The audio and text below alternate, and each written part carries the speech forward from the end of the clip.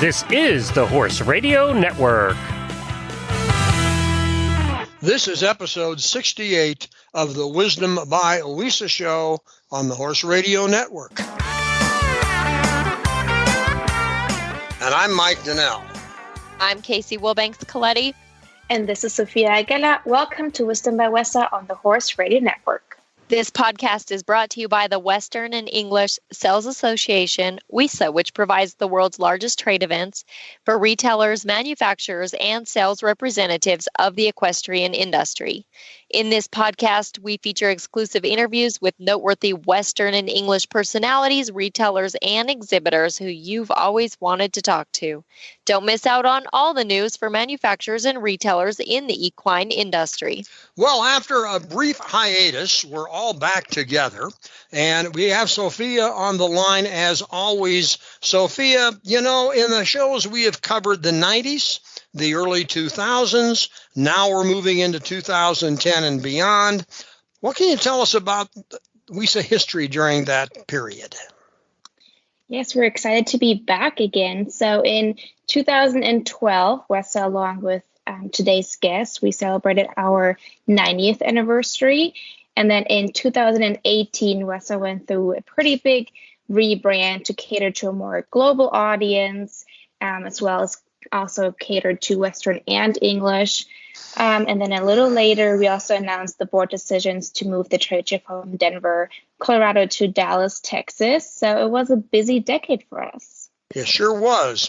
Now, we got a good guest today, and he's dedicated a lot of his time to WESA on the board and as a member. Tell us a little about that. Yeah, that's correct. So Gene House was on the board in the early 2000s and then moved up to eventually become the president in 2011 and served through 2012. But that wasn't all for him. He then was nominated again and is currently a board member right now. And we look forward to talking to him. But speaking of the board, where can people find out more about the current board, who they are and who they represent, what they do, those kind of things? You can find the information on wesatradeshow.com or more specifically on our About page.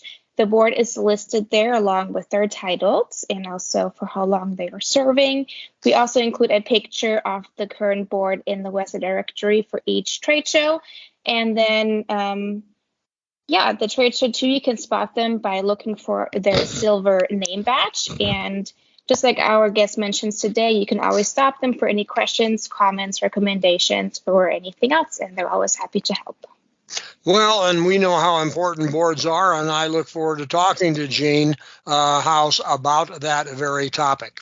Gene House has been in the Western industry for more than 40 years. The first third as an independent rep, and then as sales manager for M&F Western Products. Gene has been a longtime member of WESA and served as president in 2011 and 2012 after serving on the board, and now he's back on the board. We chat with him about all this today. If you're into horses, regardless of your specific interest, you really need to listen to Horse Radio Network's live morning show, Horses in the Morning. This 5-day-a-week show covers virtually everything important in the horse world. If you can't catch the show live at 9 a.m. Eastern Time, it's posted on the Horse Radio Network website immediately afterwards. Gene House, thank you so much for spending some time with us on the Wisdom by WESA podcast. Well, thank you. I appreciate the offer to let me do this. Well, I know you've had a long career in the Western industry.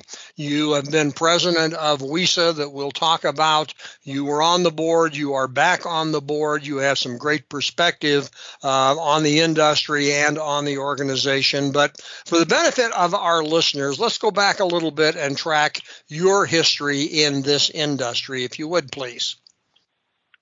Well, I started about 1975. And was an independent rep for 30 years and just worked for several different companies in the hat business, saddle business, tack business, boot business. I've sold just about everything. I basically traveled Arizona, New Mexico, and part of West Texas for all those years. I really enjoyed it, met some very nice people, and did some work for some great companies. So. Okay, and then you ended up in your current position. Go ahead and tell us about the transition. Well, I worked for M&F Western Products for about 19 years, and I quit in 1997. And the owner and I remained friends, and he kept asking me to come back to work for him, and we could never work it out. And about 8 years ago, we finally got it worked out, and I came back, and I'm the national sales manager for M&F Western Products. Okay. One thing I like to ask people who've been in the business as long as you have is the changes that you've seen in the product, in the design, and the technology, basically in what you're offering to the customer today compared to what you were offering to the customer way back when you started out, and what those changes have been in terms of what people are carrying in terms of products today. Yeah. It is amazing how much our industry has changed in, whatever this has been, 40 something years. It has changed from individual owned Western stores, what typically called mom and pop stores. And now there's lots of corporate type stores, and the mom and pops are slowing down. You used to not, we went to the store and dealt with the owner right then. And now lots of stores, the owner's not even there anymore. And the products have changed so much. It's very, very, very different category of accessories and stuff that we sell now. The basic stuff, it's still boots, hats, belts, wallets, purses, but they've all changed, and some for the better and some not for the better. But it's been an amazing 45 years, let me tell you. Well, it sounds like something you have enjoyed. And let's shift a little bit now and talk about WESA. When you and I talked the first time, you told me the story of how you became involved in WESA, but let's review that again, too, for our listeners. Well, I've been a member of WESA since 1984, and I had a guy come to me in 1998 and asked me to run for the WESA board. And I really didn't know much about it, but as I talked to him and got into it more and more, it seemed like a good thing to do. The board is really an oversight for our industry. You can't take your individual needs into that board. You got to look at the industry and try to take care of the industry. But I was elected in 1999 and was on the board through December of 14. And then, as you say, I was reelected and came back on the board in April of 2021. You also served as president, however, yes? Yes, sir. I was selected to the executive committee in 2003 and worked my way through the chairs and was president from 2010 to 2012, I believe it was. So, Gene, let's talk a little bit about the role of the board. And if I am, or there's a younger member of WESA, someone not necessarily in age, but in terms of the number of years they've been in the business, and someone approaches them and say, have you ever considered serving on a board? What does one think of before they commit the time and the effort to join a WESA board, or maybe any type of a retail association board? Because I don't think it's something you just do for a half an hour a day in the middle of your own job. No, it's not. Basically, when you go on the board, we have 3 meetings a year. And of course, there's 2 markets a year. So you have to go to the 3 meetings a year. You have to be at both markets.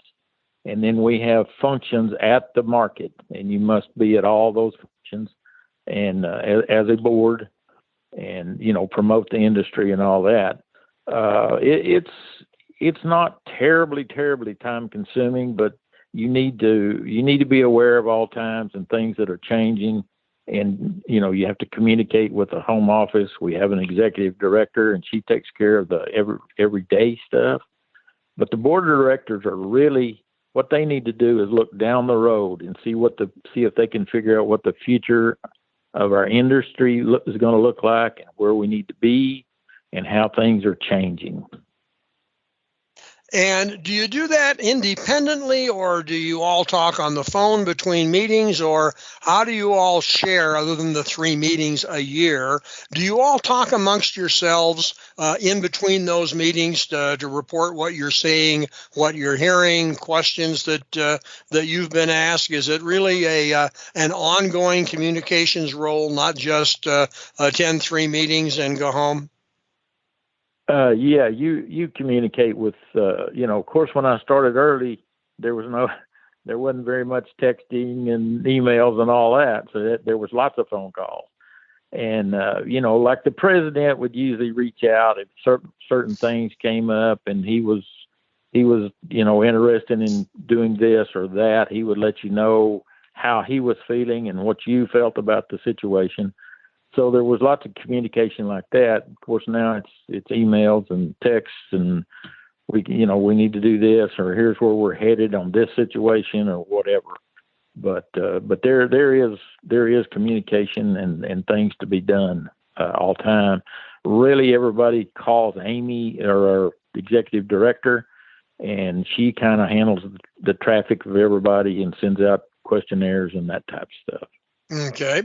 Now, you were on the board, you came back to the board. I'm going to assume that there's some enjoyment in being on the board, or you wouldn't have come back. Is that true? Yes, sir. I enjoyed my first stint, and I really enjoyed it. I learned a lot. I learned a whole lot about business, about lots of things. You've got to have multiple hats on to be on this board of directors. There's lots of finance situations. There's, what do we do about this? This has changed. What do we have to fine people for doing things against our rules, and you got to stand up as a board and say you can't do that. So it's very, very involved at certain points. And I always like to think that the board looks out, like I say, for the industry, not for one certain company, not for myself. You got to look for our industry, the Western industry, the Western lifestyle, as a complete package, and that's what you're trying to promote to our Western markets. Well, and I would think that's kind of a guideline or a roadmap for the board to always follow. And I would think that that's one of the things that needs to be explained if there's somebody who is interested or is being recruited, as you were, to be on the board. But if you're talking to someone who's been I'm thinking about, or I've been asked to consider putting my name up for nomination or running the board, what kind of questions would you ask him, or what kind of topics would you discuss so that you and he both understand what that responsibility is that they're assuming? Well, it's basically, do you have a commitment to the Western industry? And, can you give up some of your time from your job? Because this will take, we have meetings on weekends. We usually fly in on Friday and fly out on Sunday. So there are some weekends you're going to give up. Can your family stand this deal? But the basic thing is we need a commitment that you are for the Western industry, keep the Western industry in the forefront and moving forward. That's what we need. Okay, and for clarification for our listeners, how long is a term on the board? 2 years. Okay, so it's a 2-year term. Yes, sir. Okay. You're reelected every 2 years, and then when you get selected to go on the EC, the executive committee, then you're not up for election anymore. You just go through the chairs and work your way through the top and out. Okay. Well, I think that it's important for our members and our listeners to understand that this is a working board. It's not just a rubber stamp board that does what the administration thinks they should do. You actually spend the time and the effort during meetings and outside of meetings trying to provide and analyze and discuss the topics and the issues that are important. And my guess is there may be different issues that you faced when you first went on the board than you face as a current board member. Would that be correct and fair to say? Yes, sir. Very, very much so. What kind of issues, when you first got on, what issues were important to the members at that time in terms of carrying on the day-to-day Western industry business, and compare that to what they are today? Well, as a board, your battle is to get vendors or people to show the companies to come to your market and show. But you also are trying to get stores to come to buy from those vendors.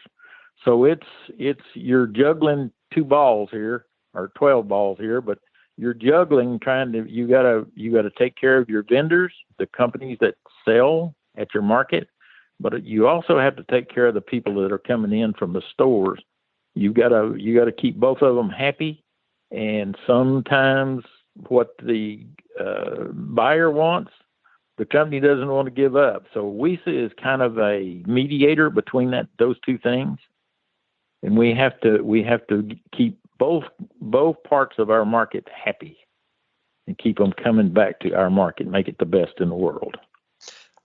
And I would suppose part of that challenge is that on the company side and on the retailer side, there are fresh companies and fresh faces and fresh people every year who may not have any history or as much history as the board does, that sometimes need some education. Yes, sir. Our industry has changed a lot. When I first started, the owners of the companies came to the markets. You had the owners of Tony Lama Boot Company. Tony Lama was there. You had the owners of every company that came to the market. Anymore, you hardly have that. Their corporations have bought them. It has changed a whole lot.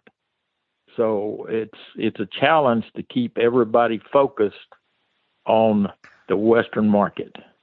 And, the company deal has changed. The stores have changed. Like I say, there's corporate stores now. They're not, we have 200 store chains, 275 store chains.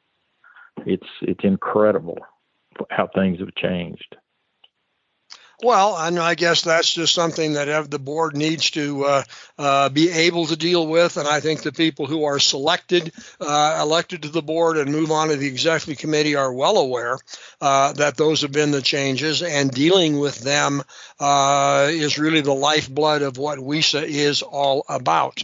And actually, we like to think that this podcast helps educate both sides of the fence, as we have retailers on, we have brands on, we have people like you who can speak with the from the direction and management and board perspective on the industry.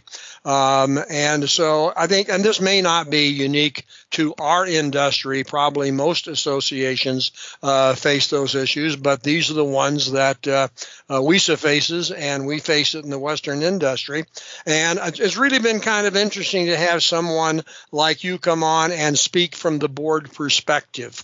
We've had people who've been on the board, but we were talking more about other things in the Western industry, and you've been able to give us a good perspective of what it's like to sit in a board seat and look out on the industry and explain what you and your fellow board members' obligations are, and what you and we hope they understand is your responsibility. Yes, sir. That's the main goal of the WESA board, is to promote the Western industry. That's our job. Everything that we make goes right back into our industry.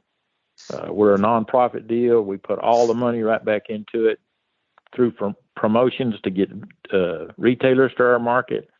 We give away breakfast. We have little parties. We have little all kinds of events. We give away some things. We just trying to get people there to buy stuff and sell stuff so we can keep our industry going forward.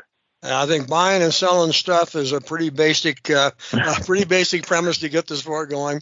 Gene, we'd be remiss if we did go back a little bit and spend just a few moments and have you tell us a little more about M&F.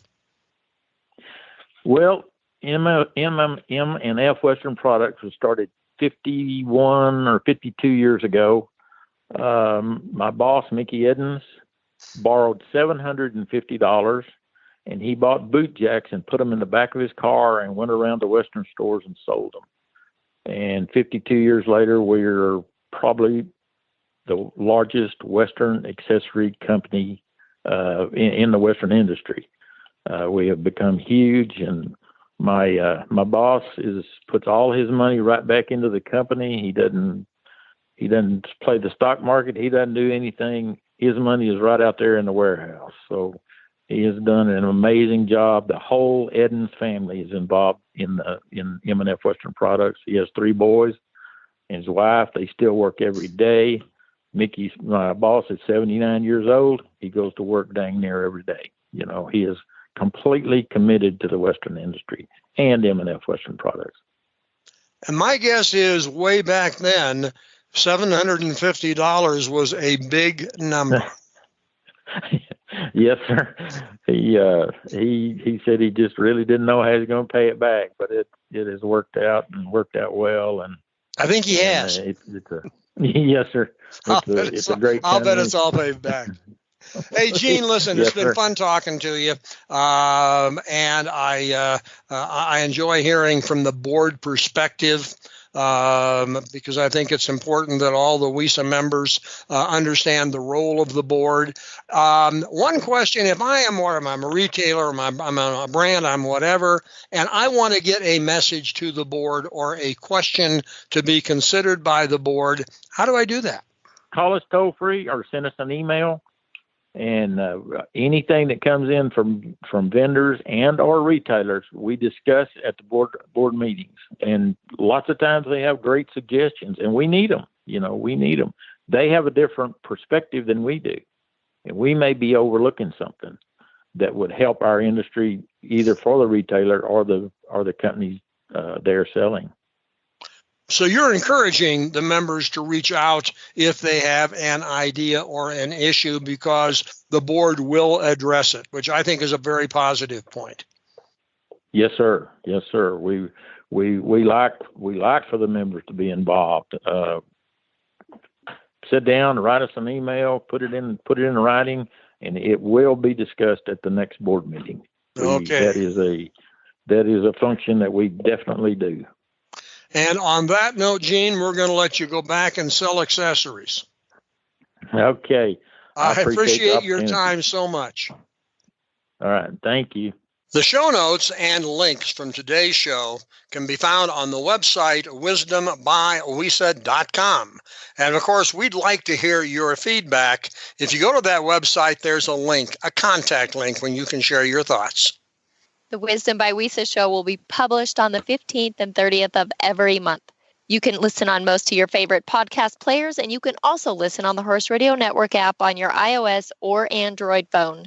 You just search Horse Radio Network in the App Store. It's free and it's super easy to use. Be sure to visit all the great shows on the Horse Radio Network at horseradionetwork.com. Thanks for listening to the Wisdom by WESA podcast. WESA, where the industry meets.